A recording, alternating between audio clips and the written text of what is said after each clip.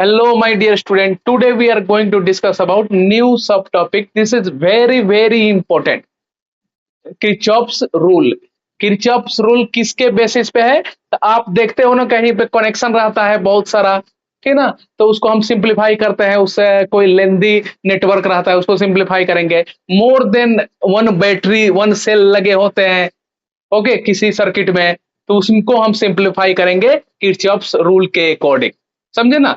तो किसी ब्रांच में कितना करंट पास होगा, और दो तीन चार सेल लगे हुए हैं, बैटरी लगे हैं, तो हम लोग बता सकते हैं बहुत इजीली। समझे। तो इस लेक्चर के बाद आपको कोई भी प्रॉब्लम नहीं होने वाला है किसी भी तरह का सर्किट को सिंप्लीफाई करने में। समझे। अच्छा, तो हम लोग फर्स्ट देखते हैं किरचॉफ्स रूल टू टाइप का होता है। फर्स्ट करंट रूल होता है और सेकंड वोल्टेज के लिए होता है। तो किरचॉफ्स, देखिए नाम क्या है, किरचॉफ्स फर्स्ट रूल। इसको किरचॉफ्स फर्स्ट रूल भी बोलते हैं, सेकंड इसको जंक्शन रूल भी बोलते हैं, और इसको किरचॉफ्स करंट लॉ भी बोलते हैं। ये सब नाम एक ही है। समझे। अच्छा, तो इसमें क्या है, इसकी कहानी क्या है। तो जैसे जंक्शन, जंक्शन आप जानते हैं जंक्शन क्या होता है।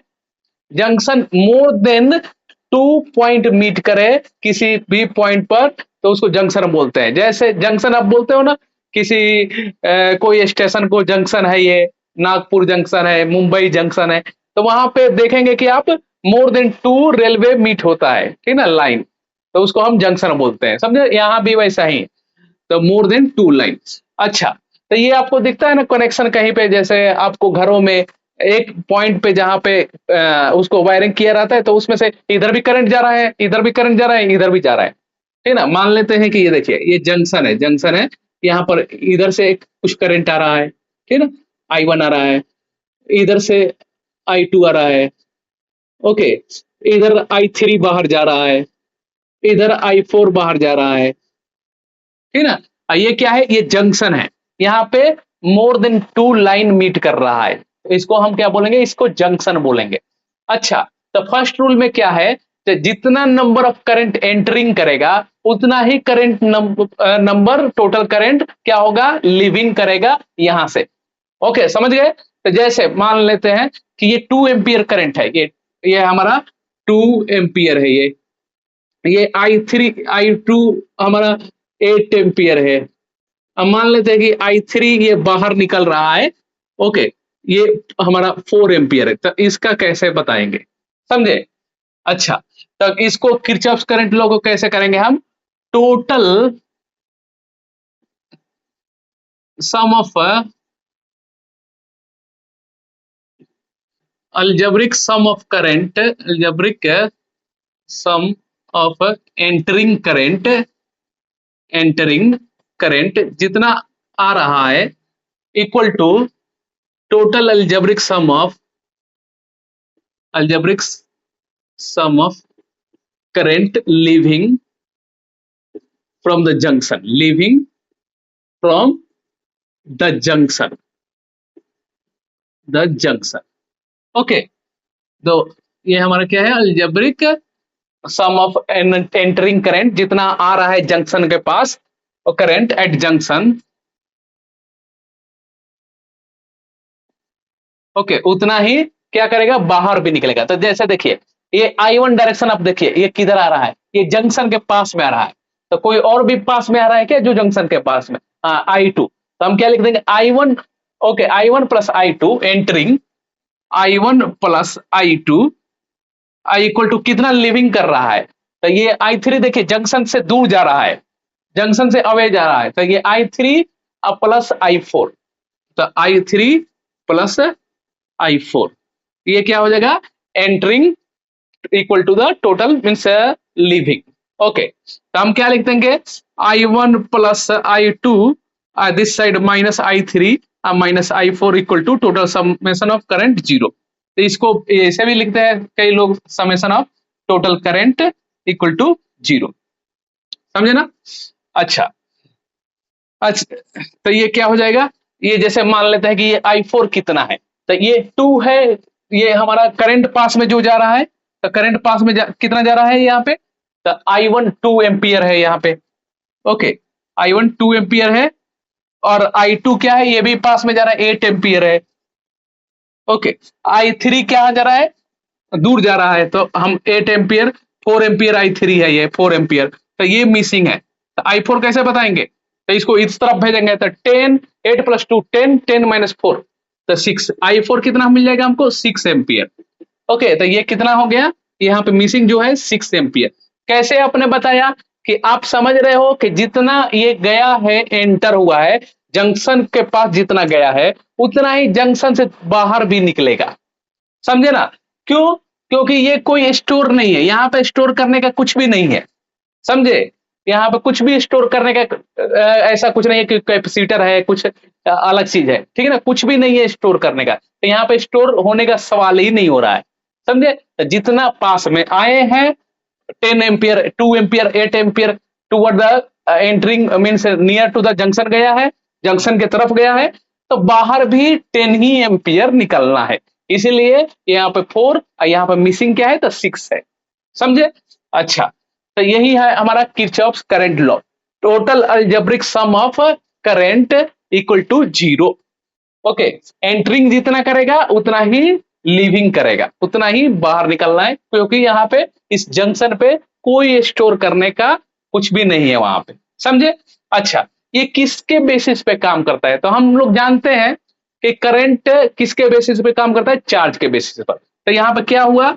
द अलजेब्रिक, यहाँ पे conservation of charge, conservation of charge, तो यहाँ पे कंजर्व किसका कर रहा है? चार्ज का, जितना चार्ज एंटर हुआ है उतना ही चार्ज को बाहर निकलना है, समझे? Current charge by time, understood? हम नेक्स्ट सब टॉपिक करते हैं। किरचॉफ्स सेकंड रूल क्या होता है? तो इसमें total summation of electric potential zero होता है, पोटेंशियल जीरो होता है। ये किसके बेस पे काम करता है? तो सेल है, क्या काम करता है? एनर्जी देने का, टोटल एनर्जी इसमें कंजर्व्ड होता है, समझे ना? अच्छा, इसका नाम ये भी देखिए क्या क्या नाम है। Kirchhoff second rule, Kirchhoff's voltage law, इसको लूप रूल भी बोलते हैं, लूप भी बोलते हैं, लूप रूल भी बोलते हैं इसको, समझे? ये लूप, क्लोज लूप चाहिए इसमें, समझे? अच्छा, algebraic sum of charge in potential around any closed loop, closed loop चाहिए, closed loop means closed circuit चाहिए, समझे? अच्छा, and cell loop is zero, okay, total summation zero, understood? अब इसको जैसे हमें ये दिया गया है, हम इसको सॉल्व करते हैं, है ना? इस सर्किट को हमको करंट बताना है। मान लेते हैं कि E1 से करंट I1 बाहर निकला है, I1, अब यहां तक तो ये I1 ही आएगा ना?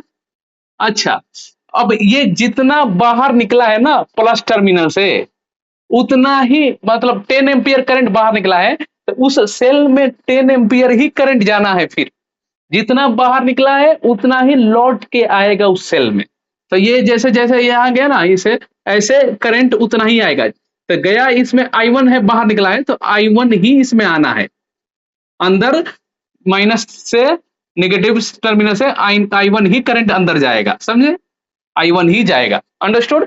अच्छा, यहां से मान लेते हैं कि E3 से I2 करंट बाहर निकला है, I2 करंट बाहर निकला है, अब ये I2 यहां तक आएगा, I2, ओके, फिर ये रिटर्न इसमें I2 ही जाना है, इसमें रिटर्न I2 ही जाना है, ओके, ये I1 है और इसमें रिटर्न I2 ही जाना है। अच्छा, अब ये देखिए, अब ये तो क्या है? ये जो हमारा ये हमारा ब्रांच है, तो इसमें करंट तो इसका भी आएगा, इसका भी आएगा, और ये खुद का सेल भी है, उसका भी आएगा, तो इसको हम क्या लिख देंगे इसमें कि I1, ये I1 है, I2 है, I1 + I2, एक खुद के सेल के कारण वो भी आ जाएगा I3, समझे? अच्छा, अब इसको सॉल्व करते हैं, तो लूप मानना है, तो इसको लूप फर्स्ट मानिए, और कई लोग लेते हैं clockwise direction, anti clockwise direction, तो आप एंटी क्लॉकवाइज डायरेक्शन ले सकते हैं, ठीक है ना? एंटी क्लॉकवाइज, तो हम ऐसे कैलकुलेशन करेंगे, एंटी क्लॉकवाइज, ये क्या है? हमारा लूप फर्स्ट है, समझे? अच्छा, आप एंटी क्लॉकवाइज डायरेक्शन लेना है, और स्टार्ट आपको अप से करना है, अप 1, यहां से स्टार्ट करिए, इधर को जाइए 2, और फिर अप से जाइए 3, और यहाँ पे फिर आ जाइए 4, तो इस तरह से स्टार्ट करना है आपको, समझे ना? हम एंटी क्लॉकवाइज डायरेक्शन लेंगे, direction calculation, direction calculation, calculation हम क्या लेंगे? एंटी क्लॉकवाइज, अच्छा, एंटी क्लॉकवाइज में ना, इसमें क्या करना है, जो टर्मिनल पहले मिलेगा उसी को लिखना है। ओके, तो EMF first terminal, first terminal, okay, first terminal को ही लिखना है। अब चलिए यहां से आते हैं, लूप फर्स्ट है, ये लूप फर्स्ट है, हमको क्या चलना है, एंटी क्लॉकवाइज, ऐसे चलना है, हमको ऐसे चलना है, इधर से आना है, ऐसे जाना है, फिर ऐसे जाना है, फिर ऐसे जाना है। ओके, तो ये देखिए इधर से हम आ रहे हैं, इधर से आए, अंदर आगे, ऊपर से नीचे आ रहे हैं, ये आ रहे हैं, आ रहे हैं। पहला टर्मिनल हमको क्या मिल गया, प्लस मिल गया, तो प्लस E1 हम लिख देंगे, पहला E1 मिल गया। तो ये लूप फर्स्ट के लिए, लूप फर्स्ट के लिए हम लिख रहे हैं। ओके, E1 मिल गया हमको। ओके, अच्छा, अब ऐसे जा रहे हैं, ऐसे जा रहे हैं, अब सेकंड इसको ऐसे गए, ऐसे गए, अब हमको इधर जाना है। अब देखिए हमारा कैलकुलेशन डायरेक्शन उस तरफ है, उस तरफ है, एंटी क्लॉकवाइज उस तरफ है, और करंट आ रहा है इस तरफ, तो हम क्या लिख देंगे, -I1 R2, -I1 R2, ठीक है ना, करंट का डायरेक्शन होता है, ठीक है ना। अच्छा, अब थर्ड में हमको ऐसे आए, ऐसे आए, थर्ड में हमको ऊपर जाना है, ऊपर जाना है, तो यहाँ पे प्लस टर्मिनल मिल गया, plus terminal E2, plus E2। Okay, अच्छा, अब हमको जाना है, ऐसे गए, ऐसे हो गया, ऐसा हो गया, ठीक है ना। अब एक इधर से, अब ऐसे जाना है, ऐसे जा रहा है। ओके, ऐसे आए, ऐसे आए, अब फिर ऐसे, ऐसे, फिर ऐसे जा रहा है, तो -I1 R1, -I1 R1, ठीक है ना। मैंने कैलकुलेशन डायरेक्शन क्या लिया है, एंटी क्लॉकवाइज, अंडरस्टूड। ईएमएफ का फर्स्ट टर्मिनल ही हम मेंशन करेंगे। ओके, अब यहां तक आ गए हम, जहां तक से स्टार्ट किए थे, और टोटल समेशन क्या है, 0। इसको हम क्या मान लेंगे, फर्स्ट इक्वेशन। ये क्या है हमारा, फर्स्ट इक्वेशन है। तो E1 -I1 R2 plus E2 -I1 R1 equal to 0, this first equation.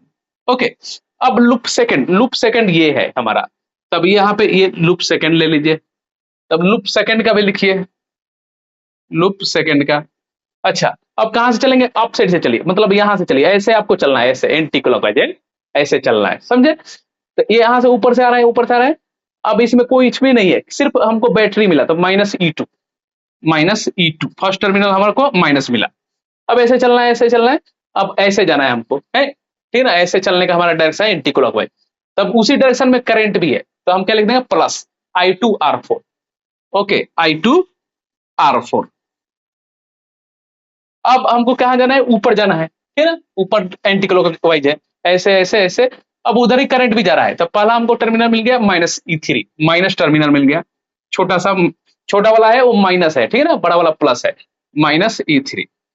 अब ऐसे गए, ऐसे गए, अब इधर, ठीक है ना, हम ऐसे आए, ऐसे आए, ऐसे आए, अब ऐसे हमको चलना है, ऐसे हमारा चलने का डायरेक्शन एंटी क्लॉकवाइज है। तो ये क्या हो जाएगा, I2 R3 plus I2 R3, ये क्या है, सेकेंड इक्वेशन।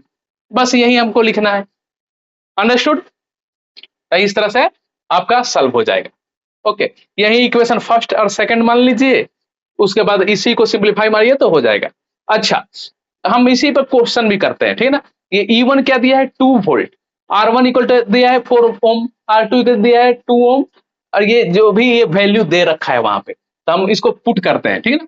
तो हम इसको सॉल्व करते हैं, अंडरस्टूड। ये हमारा फर्स्ट सेकंड क्वेश्चन को इक्विवेलेंट करेंगे तो हमारा मिल जाएगा आंसर, ठीक है ना। और थोड़ा हम इसको एक क्वेश्चन को लिखते हैं, ये सब हमारा दे रखा है वैल्यू, हमको I1 I2 I3 बताना है, समझे। अच्छा, तो ये हमको लिखना है इस पर वैल्यू।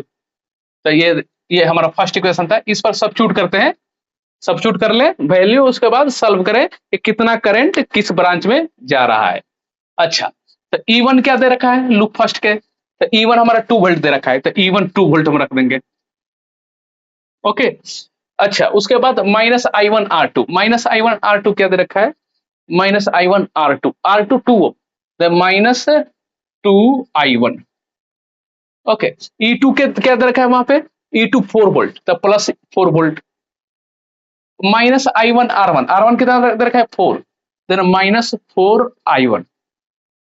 ओके, अब कहां तक पहुंच गए, यहाँ इक्वल टू 0, फर्स्ट इक्वेशन। अच्छा, अब इसको सिंप्लीफाई और हो रहा है क्या, तो बिल्कुल, जितना भाई साहब को सिंप्लीफाई करना है उतना सही है, मैथमेटिक्स यही कहता है। तो 2 + 4 6, तो 6 है, और ये -2I -4I -6I उस साइड भेजिए, equal to 6I1। Then I1 equal to कितना हो जाएगा, ये कैंसिल हो गया, तो I1 इक्वल टू 1 एम्पियर। ये कितना इसमें से करंट निकल रहा है, ये I1 1 एम्पियर ही निकल रहा है। अब I2 की बारी है, ठीक है, जब तक तोड़ेंगे नहीं तब तक छोड़ेंगे नहीं।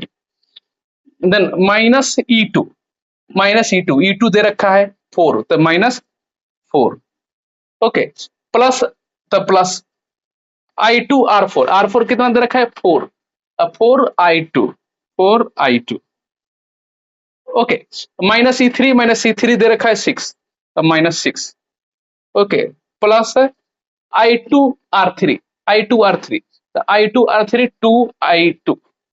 2I2, ओके, इसको भी सिंप्लीफाई मारिए, ओके, इक्वल टू 0। देन ये -4 -6 -10 को उस साइड भेज दीजिए, +4 +2 6I2 equal to 10, okay, then I2 equal to 10/6 means 5/3 ampere. यहां से कितना करंट निकल रहा है, 5/3 एम्पियर, ओके। अच्छा, अब इसमें कहा क्या चल रहा है, इसका भी तो देखना पड़ेगा हम लोग को।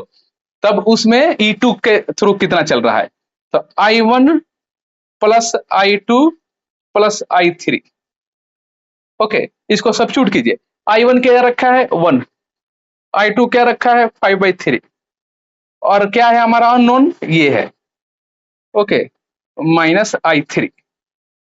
देन I3 इक्वल टू क्या हो जाएगा, ये 8/3 हो जाएगा माइनस में, लेकिन I3 का लिख दीजिए तब -8/3, समझे। ये माइनस क्यों आ गया इसका, तो हमारा I3 का डायरेक्शन इस तरफ नहीं चल रहा है, अपोजिट चल रहा है, इसलिए, ठीक ना, माइनस आ गया, -8/3। अंडरस्टूड, आप समझ गए तो कमेंट में लिखकर बताइए। अच्छा देखिए, ये हमारा क्वेश्चन क्या दे रखा है, क्या क्वेश्चन बोल रहा है, find potential drop between A and B from show in figure. अब आप क्या कीजिए, हमने क्या देखा था, डायरेक्शन एंटी क्लॉकवाइज, तो ऐसे हम चल रहे थे, ऐसे चल रहे थे, 1 2 ऊपर गए, फिर ऐसे आ गए, तो ये एंटी क्लॉकवाइज हमारा कंप्लीट हो गया। अच्छा, इसको क्या हम कीजिए, इसको कनेक्ट कर दीजिए यहाँ पे कुछ ऐसे, तो ये हमारा क्या है 1 है, और ये हमारा 2 है, ये हमारा 3 है, इस तरफ कुछ भी नहीं है, ये इधर सिर्फ अप साइड में ये हमारा रजिस्टर लगा है। अच्छा, अब जरा सोचिए, ये यहाँ पे करंट यहाँ से निकला है, तो जाहिर सी बात है यहाँ पे पॉजिटिव टर्मिनल होगा, ठीक ना, तो पॉजिटिव से बाहर निकला होगा, और यहाँ पे जब जा रहा है तो ये नेगेटिव टर्मिनल होगा, और यहाँ पे पॉजिटिव टर्मिनल होगा, ओके। अब कैलकुलेशन कीजिए, तो आप चलना इधर से शुरू कीजिए, तो पहला क्या टर्मिनल मिल गया हमको, VB प्लस VB है। अब ऐसे गए, अब गाड़ी चल रही है इस तरफ, तो गाड़ी चल रही है, छुक छुक छुक छुक, क्या मिल गया हमको टर्मिनल, -7, ओके। अब उसके बाद चल रही है गाड़ी, इसके बाद ऐसा चल रहा है, देखिए करंट उस तरफ जा रहा है, हमारा कैलकुलेशन डायरेक्शन इस तरफ है, तो यहाँ चल रहा है छुक छुक छुक छुक छुक छुक, 3 × 2, करंट डायरेक्शन उस तरफ, हमारा कैलकुलेशन डायरेक्शन इस तरफ, तो क्या लिखेंगे, -3 × 2 I × R। उसके बाद ऐसे ऐसे चले चले चले, पहला टर्मिनल क्या मिल गया, -8। अब यहाँ पे गाड़ी फिर आगे चलेगी, छुक छुक छुक छुक छुक छुक, यहाँ पे 3 × 1 अपोजिट डायरेक्शन, हमारा कैलकुलेशन डायरेक्शन इस तरफ है, 4th नंबर, तो -I3R कितना है 1, ओके। उसके बाद क्या मिल गया, पहला टर्मिनल माइनस मिल गया, -9, यह टर्मिनल क्या मिल गया, +VA, ओके, इक्वल टू 0। अब इसको सभी को सिंप्लीफाई कीजिए, तब VB -7 -6 -8 -3 -9 plus VA equal to 0। तो VB माइनस है, तो -7 -6 -13 -13 -8 -21 -21 -3, तो -24 -24 -9 -33, तो VB -33 plus VA, okay, equal to 0। उसको उस तरफ भेज दीजिए, ये सब चीजें को, समझे ना। तो यहाँ पे क्या हो जाएगा, हम लिख देंगे उस तरफ, तब हमारा V, इसी को उस तरफ भेज दीजिए, VB, एंड यहाँ पे हमारा क्या हो जाएगा, ये हायर पोटेंशियल है, ये हमारा लोअर पोटेंशियल है, तो माइनस यहाँ पे लगा दीजिए, ओके, तो ये इसको उस तरफ भेजिए, तो ये VA माइनस VB हो जाएगा, यहाँ पे ये 33 आ जाएगा, ये हमारा वोल्ट यहाँ पे इतना मिल जाएगा। समझे? इस तरह से आपको सॉल्व करना है क्वेश्चन।